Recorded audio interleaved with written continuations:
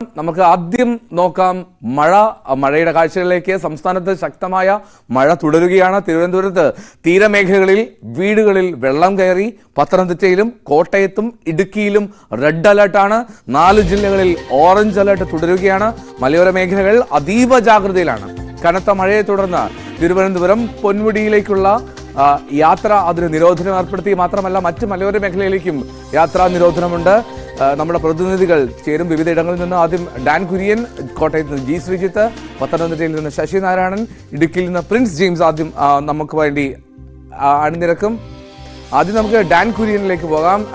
Dan, ഈ തിരുവനന്തപുരത്തെ സാഹചര്യമാണല്ലോ വലിയ തോതിൽ നമ്മൾ മഴയ്ക്ക് മുമ്പേ ചർച്ച ചെയ്തതാണ്. ഈ റോഡുകളൊക്കെ വെട്ടിപ്പൊളിച്ചിട്ടിരിക്കുന്നു. വേണ്ട രീതിയിലുള്ള ഡ്രെയിനേജ് സംവിധാനമില്ല. മഴക്കുഴികൾ അനവധി. ഈ റോഡിനേക്കാൾ കൂടുതൽ വെള്ളമാണ് ഹൈവേയിൽ ഉൾപ്പെടെ കാണുന്നത്. എന്താണ് തിരുവനന്തപുരത്ത് കണ്ടത്? എല്ലാ മഴക്കാലത്തും എന്താണോ തലസ്ഥാന നഗരിയിൽ സംഭവിക്കുന്നത് അതിന് തന്നെ ഇത്തവണയും തലസ്ഥാന നഗരി സാക്ഷ്യം വഹിച്ചിരിക്കുന്നു എന്ന് തന്നെ വേണം പറയാൻ. ഈഞ്ചക്കൽ ചാക്ക റോഡിൽ സാധാരണയായി ഒരു മഴ അതിതീവ്രമായി 1 മണിക്കൂർ പെയ്തു കഴിഞ്ഞാൽ സ്വാഭാവികമായി നമുക്കറിയാം ചാക്ക ബൈപ്പാസിലേക്ക് തിരിയുന്ന വഴിയിൽ വലിയ തരത്തിൽ മുട്ടോളം വെള്ളം പൊങ്ങി നിൽക്കുന്ന ഒരു സാഹചര്യം അത് കഴിഞ്ഞ മഴക്കാലത്തും ഉണ്ടായിട്ടാണ്. അത് സമാനമായ തരത്തിൽ ഇന്നലെയും രൂപപ്പെടുകയായിരുന്നു. അതോടൊപ്പമാണ് ചാലക്കമ്പോളത്തിനും അതോടൊപ്പം തീരദേശ മേഖലയായ മുക്കോല ഉൾപ്പെടെയുള്ള സ്ഥലങ്ങളിൽ വീടുകളിൽ വെള്ളം കയറുന്ന സാഹചര്യം ഉണ്ടായത്. ചാലക്കമ്പോളത്തിൽ നിരവധി സ്ഥാപനങ്ങളിൽ വെള്ളം കയറിയ സ്ഥിതിയാണ്. നമുക്കറിയാം ഇന്നലെ മണിക്കൂറുകളോളം മഴ നിന്ന് പെയ്യുകയായിരുന്നു. ആ ഒരു സ്ഥിതി ഒരുപക്ഷെ വരുന്ന 5 ദിവസത്തേക്ക് അതിതീവ്ര മഴയ്ക്ക് തന്നെയാണ് സാധ്യതയെന്നാണ് രാത്രി കാലാവസ്ഥാ നിരീക്ഷണ കേന്ദ്രത്തിന്റെ മുന്നറിയിപ്പ് കൂടി എത്തിയിരിക്കുകയാണ്. സ്വാഭാവികമായി ഓറഞ്ച് അലേർട്ടാണ് ഇന്ന് മുതൽ 3 ദിവസത്തേക്ക് തിരുവനന്തപുരം ജില്ലയിൽ. പക്ഷേ റെഡ് അലേർട്ടിന് സമാനമായ തരത്തിലാണ് ദുരന്ത നിവാരണ വിഭാഗത്തിന്റെ അടക്കം ഒരുക്കങ്ങൾ നടക്കുന്നത്. എന്തായാലും ഒരു കാര്യം ഉറപ്പാണ്, ഈ സ്മാർട്ട് സിറ്റിയുടെ ഭാഗമായുള്ള നിർമ്മാണ പ്രവർത്തനങ്ങൾ നഗരത്തിന്റെ ഹൃദയഭാഗങ്ങളിൽ പലയിടങ്ങളിൽ നടന്നുകൊണ്ടിരിക്കുകയാണ്. സ്വാഭാവികമായി വലിയ കുഴികൾ എടുത്തിട്ടുണ്ട്.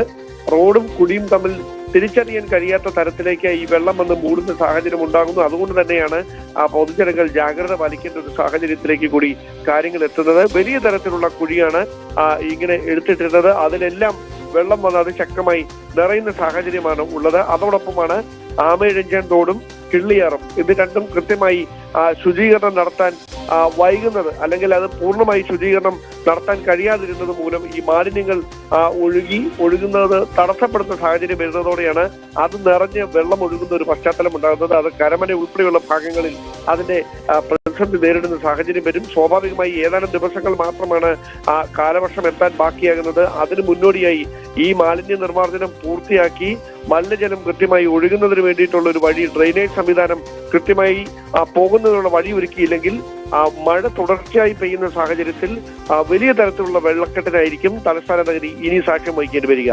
എൽദോ. ഓക്കെ ഡാൻ, ഇനി മറ്റ് പലയിടങ്ങളിലും ഈ വെള്ളക്കെട്ട് നേരത്തെ തന്നെ രൂപപ്പെട്ടിരുന്ന സ്ഥലങ്ങളുണ്ടല്ലോ. ഇപ്പോൾ നമ്മുടെ ഈ അരസമൂട്, കുഴുവിള, അത്തരം റൂട്ടുകളൊക്കെ വീടുകളുള്ളിൽ വെള്ളം കയറുന്ന വിഷ്വൽസൊക്കെ നമുക്ക് വരുന്നുണ്ട്. അപ്പോൾ നമുക്കുടൻ തന്നെ പ്രേക്ഷകരിലേക്ക് എത്തിക്കാം. അപ്പോൾ നിരവധിയായിട്ടുള്ള പ്രശ്നങ്ങൾ നിലനിൽക്കുന്നു. ഇനി പനി ബാധിക്കുന്നുണ്ട് വല്ലാതെ തിരുവനന്തപുരത്ത്. സർക്കാർ ആശുപത്രിയിൽ മാത്രം നിരവധി പേർ പനിയായിട്ട് എത്തുന്നുണ്ട്. ഇതിനിടെ ഈ പൊതുഭരണ വകുപ്പ് എം പി രാജേഷിൻ്റെ ഒരു സക്ഷൻ കം ജെറ്റിംഗ് ഒരു മെഷീനൊക്കെ കൊണ്ടുവരുന്നുണ്ട്. ഈ ഓടകൾ ക്ലീൻ ചെയ്യാനും ഒപ്പം ഈ തോടുകൾ, ഇപ്പോൾ ആമയിഴഞ്ചാൻ തോട്, ആ തോടൊക്കെ ഇങ്ങനെ മാലിന്യം കെട്ടി നിറഞ്ഞു നിൽക്കുന്ന സാഹചര്യമുണ്ട്. അപ്പോൾ ഇതിനൊക്കെ ഒരു പരിഹാരം നഗരസഭയും അല്ലെങ്കിൽ സംസ്ഥാന സർക്കാരും ഈ നഗരങ്ങൾ കേന്ദ്രീകരിച്ച് എന്തെങ്കിലും ചെയ്യുന്നുണ്ടോ ഈ മഴക്കാല പ്രശ്നങ്ങളെ പരിഹരിക്കാൻ അല്ലെങ്കിൽ അതിനെ മറികടക്കാൻ? ഈ മഴക്കാല പൂർവ്വ ശുചീകരണ യജ്ഞത്തിന്റെ ഭാഗമായി ഇന്നലെയും ഇന്നുമാണ് 2 ദിവസമാണ് സംസ്ഥാനത്ത് വ്യാപകമായി ആരോഗ്യ വകുപ്പ്, തദ്ദേശ സ്വയംഭരണ വകുപ്പ് എല്ലാം സംയുക്തമായി ഈ ശുചീകരണ പ്രവർത്തനങ്ങൾക്ക് നേതൃത്വം നൽകുമെന്ന് അറിയിച്ചെന്ന്. സ്വാഭാവികമായി അത് നടക്കുന്നതിനിടയിലാണ് ഇത്തരത്തിലൊരു വലിയ മഴക്കെടുതി, വലിയ തരത്തിലൊരു മണിക്കൂറുകൾ നീണ്ടു നിൽക്കുന്ന മഴ തലസ്ഥാനത്തെ വെള്ളത്തിലാക്കിയതെന്ന് വേണം പറയാൻ. അങ്ങനെ ഒരു സാഹചര്യം തന്നെയാണ് ഇന്നലെ രാത്രി ഉണ്ടായത്. അതായത് വൈകുന്നേരം തുടങ്ങിയ മഴയാണ് ഇന്ന് പുലർച്ചെ വരെ നീണ്ടു നിൽക്കുന്ന സാഹചര്യം ഉണ്ടായത്. സ്വാഭാവികമായി പെട്ടെന്നാണ് അങ്ങനെ ഒരു മഴ തീവ്രമായി നിൽക്കുന്ന തരത്തിൽ നിന്ന് മഴ പെയ്യുന്ന സാഹചര്യം ഉണ്ടായത്. അങ്ങനെയാണ് താഴ്ന്ന പ്രദേശങ്ങളെല്ലാം വെള്ളത്തിലാകുന്ന ഒരു പശ്ചാത്തലത്തിലേക്ക് കാര്യങ്ങൾ എത്തിയത്.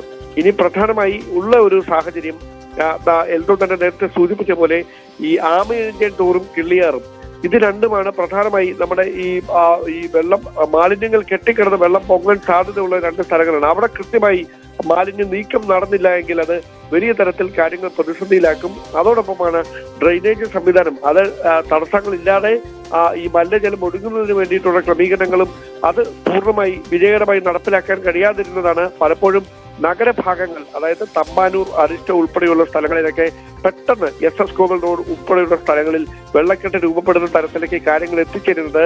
ഇവിടങ്ങളിലെ ഈ മാലിന്യം നീക്കം ചെയ്യാൻ കഴിയാതെ ഡ്രെയിനേജ് സംവിധാനങ്ങൾ തടസ്സപ്പെട്ടതായിരുന്നു. അത് കൃത്യമായി ഈ ദിവസങ്ങൾക്കകം നീക്കാൻ കഴിഞ്ഞില്ല എങ്കിൽ ഇതിന് സമാനമായ മഴക്കെടുതി തന്നെയായിരിക്കും, വെള്ളക്കെട്ട് തന്നെയായിരിക്കും ഇനി അങ്ങോട്ട് തുടർച്ചയായി പെയ്യാൻ പോകുന്ന മഴ ദിവസങ്ങളിലെല്ലാം തിരുവനന്തപുരം നഗരത്തിന്റെ ഹൃദയത്തിൽ സാക്ഷ്യം വഹിക്കേണ്ടി വരും. ശരി ഡാൻ, ഞാൻ കോട്ടയത്തേക്ക് പോകും.